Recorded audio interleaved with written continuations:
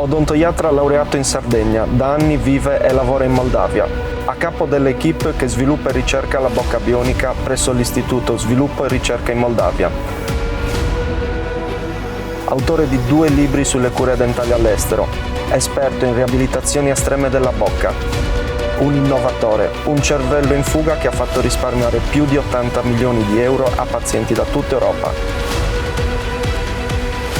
Ecco a voi, Dottor Palmas Corrado. Benvenuti a tutti, grazie della presentazione, grazie di essere di nuovo qua, tanti vecchi visi, belle persone. Io dico sempre che abbiamo le migliori persone, sia in equipe che anche come pazienti.